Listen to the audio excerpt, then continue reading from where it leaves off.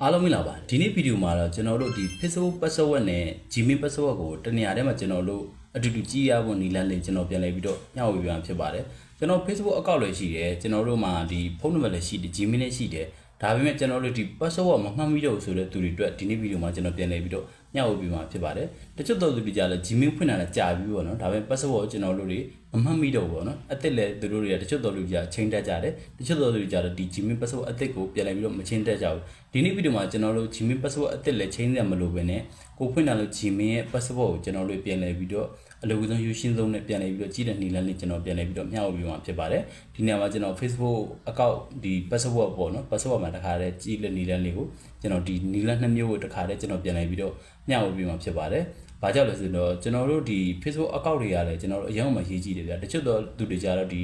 online ဒီဈေးရောင်းလို့သူတွေလည်းဖြစ်တယ်နောက်တချို့တော့လူတွေကြတော့ Facebook account ရတယ်ဘူးဆိုရင်ကျွန်တော်တို့တွေကရိုးရိုး account နဲ့ပိတ်ပုံစံပြောင်းနေကျွန်တော်တို့ဝင်ငွေရှာလို့ရနိုင်ပြီပေါ့နော်ကိုယ့်ရဲ့ Facebook ရိုးရိုး account က follower များတယ်ဆိုရင်ဒီ account တွေတည်တည်ချာချာလေးကျွန်တော်တို့တွေက run သိချင်တယ်ပေါ့နော်တည်တည်ချာချာလေးလုပ်သိချင်တယ်တည်တည်ချာချာလေးကျွန်တော်တို့တွေကတိန်းသားသိချင်တယ်ပေါ့နော်အဲ့ဒီတော့ကြောင့်မို့ဒီနေ့ဗီဒီယိုမှာကျွန်တော် Facebookဒီ password ကိုကျွန်တော်လွယ်ကူဆုံးယူရှင်းဆုံးနဲ့ပြန်ကြည့်တဲ့နည်းလမ်းလေးကိုမျှဝေပြအောင်ဖြစ်ပါတယ်အားလုံးခဏတော့ချိန်ပေးပြီးတော့လိုက်ပြီးတော့ကြည့်ပေးကြပါဦး Facebook password ပဲဖြစ်ဖြစ် Gmail password ပဲဖြစ်ကျွန်တော်တို့ကြည့်တော့မယ်ဆိုရင်ကျွန်တော်တို့မှာရင်းဆုံးရှိတာတင်တာကျွန်တော်တို့ဖုန်းမှာရှိတဲ့ browser တစ်ခုသို့မဟုတ်ကျွန်တော်တို့ Chrome ပေါ့နော် Chrome browser လည်းရတယ်ကျွန်တော်တို့ Google လည်းရတယ်ပေါ့နော်အဲ့ဒီ data နဲ့တော့မှတစ်ဆင့်ကျွန်တော်တို့ပြန်လည်ပြီးတော့ကြည့်ပေးရမှာဖြစ်ပါတယ်ပေါ့နော်အဲဆိုကျွန်တော်တို့ဖုန်းမှာရှိတဲ့ browser တို့မဟုတ်ကျွန်တော်တို့ Chrome နဲ့ကျွန်တော်တို့ဝင်ပေးလိုက်ပါမယ်နော်ကျွန်တော်ကတော့ဒီ Chrome browser တွေကျွန်တော်တော့ဝင်ပေးလိုက်မှာဖြစ်ပါတယ် Chrome browser တွေရောက်သွားပြီဆိုရင်ဒီပုံမှန်ကျွန်တော်တို့အဆက်လေး30ရှိတယ်ဗျအဲ့ဒီအဆက်လေး30ကိုနှိပ်ပြီးတော့ကျွန်တော်တို့ဝင်ပေးရမှာဖြစ်ပါတယ်အဆက်လေး30ကိုတွေ့ရပြီဆိုကျွန်တော်ဒီမှာ setting ဆိုတာရှိတယ် setting လေးတွေထပ်ပြီးတော့ဝင်ပေးရမှာဖြစ်ပါတယ် setting လေးတွေရောက်သွားပြီဆိုရင်ကျွန်တော်တို့အောက်နည်းနည်းလေးကျွန်တော်တို့ဆွဲတင်လိုက်ပါမယ်နော်ဆွဲတင်ပြီးရင်ဒီမှာကျွန်တော်တို့ Google password manager ဆိုတာရှိတယ်အဲ့ Google password manager နဲ့ကျွန်တော်တို့ဝင်ပေးရမှာဖြစ်ပါတယ်ဒီနေရာရောက်လာပြီဆိုရင်ဒီနေရာကျွန်တော်ကဒီမှာ Google နဲ့တွေ့ရမယ်နောက်ပြီးတော့ဒီမှာကျွန်တော်တို့ Facebook ဒီ account လေးကျွန်တော်တို့တွေ့အောင်ဖြစ်ပါတယ်ဒီနေရာရောက်လာပြီဆိုရင်ကိုကဒီ Facebook account ကိုကြည့်မယ်ဆိုရင်ရင်တော့ကျွန်တော် Facebook ကိုကျွန်တော်နှိပ်ပြရမယ်ပြီးရင်ကျွန်တော်တို့ဒီမှာ log ခတ်ထားတယ်ဆိုရင်ကျွန်တော်တို့ log ဝေသုံးမဟုတ်တစ်ချက်ထားတော့ပင်တော့တွေခတ်ထားတယ်ဆိုရင်ဖွင့်ပြလိုက်ပေါ့နော်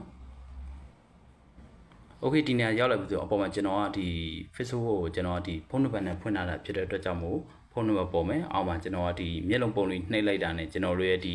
password တခါလေးပေါ်လာမှာဖြစ်ပါတယ်ပေါ့ဒီနေရာမှာကျွန်တော်ကတော့မပြတော့ဘူးပေါ့နော်မိတ်ဆွေတို့အနေနဲ့ဒီနီးလန်းလေးတိုင်းဒီ Facebook password တခါလေးကြည့်လို့ရတယ်ဆိုတော့ဒီနေရာမှာကျွန်တော်ပြောပြချင်ပါတယ်ပေါ့နော်နောက်ပြီးတော့ကျွန်တော်တို့တွေကနောက်ပြန်သွားမယ်ပြန်သွားပြီးတော့ဒီ Google နေရာလေးကျွန်တော်တို့ပြန်လိုက်ပြီးနှိပ်ပြလိုက်ပေါ့နော် google.com ဆိုတဲ့နေရာလေးကိုပြန်လိုက်ပြီးတော့နှိပ်ပြလိုက်ဒီနေရာမှာလည်းထုတ်လို့ပဲကျွန်တော်တို့ Google အကောက်ကကျွန်တော်နှစ်ကောက်ရှိတဲ့တော့မို့ဒီနေရာမှာကျွန်တော်နှစ်ကောက်လုံးလက်ပေါ်မှာဖြစ်ပါတယ်အဲ့ဒီမျက်လုံးပုံလေးပဲကျွန်တော်တို့ပြန်လဲပြီးတော့နှိပ်ပြလိုက်ပေါ့မျက်လုံးပုံလေးပြန်လဲပြီးနှိပ်ပြလိုက်တဲ့ဆိုရင်ဒီ Google password ကျွန်တော်တို့အလွယ်ကူဆုံးယူရှင်းဆုံးနဲ့ပြန်လဲပြီးတော့ကြည့်လို့ရတယ်ပေါ့နော်ဒီနည်းလမ်းလေးတိုင်းဆက်လက်ပြီးတော့လုပ်ကြည့်ကြပါပေါ့နော်ဒီနေရာမှာကျွန်တော်တခုပြောချင်တာကတော့ကိုယ့်ရဲ့ဖုန်းကိုကိုလူတငယ်ချင်းပဲဖြစ်ဖြစ်တခြားသောသူတွေပဲဖြစ်ဖြစ်ပေါ့နော်ပေးမကင်တာပို့ပြီးတော့ကောင်းတယ်ပေါ့နော်ဟိုဒီနီလန်သိပါတယ်ဗျာကျွန်တော်ပြောပြတဲ့ဒီဗီဒီယိုကြည့်မိသွားတဲ့လူတွေဆိုရင်ကိုယ့်ရဲ့ဒီဟိုတချို့တော်လူတွေကြတော့လေဘယ်လိုပြောမလဲဒီဟိုကျွန်တော်တို့ပြောပြလို့အရာတစ်ခုကိုကောင်းလို့နေရာမှာအသုံးချသလိုတချို့တော်လူတွေကြတော့မကောင်းလို့နေရာမှာသွားရောက်ပြီးတော့အသုံးချကြတယ်ပေါ့နော်ကိုယ့်ရဲ့တငယ်ချင်းဖုန်းလေးခဏလေးပေးပါမင်းဖုန်းလေးခဏလေးပေးပါဆိုပြီးတော့အခုလိုမျိုးဟို password ကြည့်နေဒီဟိုသိပါပြီဆိုရင်သူများရဲ့အကောင့်အလွယ်ကူဆုံးယူရှင်းဆုံးနဲ့ကျွန်တော်တို့တွေကယူလို့ရတယ်ပေါ့ဒါကြောင့်ကျွန်တော်တို့ကိုယ့်ရဲ့တငယ်ချင်းပဲဖြစ်ဖြစ်ကိုယ့်ရဲ့မိတ်ဆွေပဲဖြစ်ဖြစ်ပေါ့နော်အခုလိုမျိုးကျွန်တော်တို့တွေဟိုကိုယ့်ရဲ့ဖုန်းခဏပေးပါဆိုပြီးတော့တောင်းကြည့်လာခဲ့ပြီဆိုရင်ကိုစိတ်မချလို့ဆိုရင်ကိုမပေးတာပို့တော့ကောင်းတယ်ပေါ့နော်ပို့လို့စင်ပြေတယ်ပေါ့နော်ဘာကြောင့်လဲဆိုတော့ကျွန်တော်ပေးလိုက်ခဲ့ပြီဆိုရင်ကျွန်တော်လွယ်လွယ်လေးပဲဗျာလွယ်လွယ်လေးယူရှင်းဆုံးလေးကျွန်တော်တို့ရဲ့အကောင့်လေးကိုဒါလေးသူကဟိုယူသွားလို့ရတယ်ပေါ့နော်ဒါလေးတတိပြုပါလို့ကျွန်တော်အနေနဲ့ဒီဗီဒီယိုလေးကနေလည်းမြစ်တာရက်ခံရပါတယ်အားလုံးကျေးဇူးတင်ရှိပါတယ်ဒီနေ့ဗီဒီယိုလေးကမိတ်ဆွေတွေအတွက်အကျိုးမြတ်တဲ့စုံတရားရှိမယ်လို့ကျွန်တော်အနေနဲ့ထင်ပါတယ်ပေါ့နော်အကျိုးမြတ်တဲ့စုံတရားရှိတဲ့ဆိုကျွန်တော်ဗီဒီယိုလေး like လေးနှိပ်သွားပြီးကြပါဦး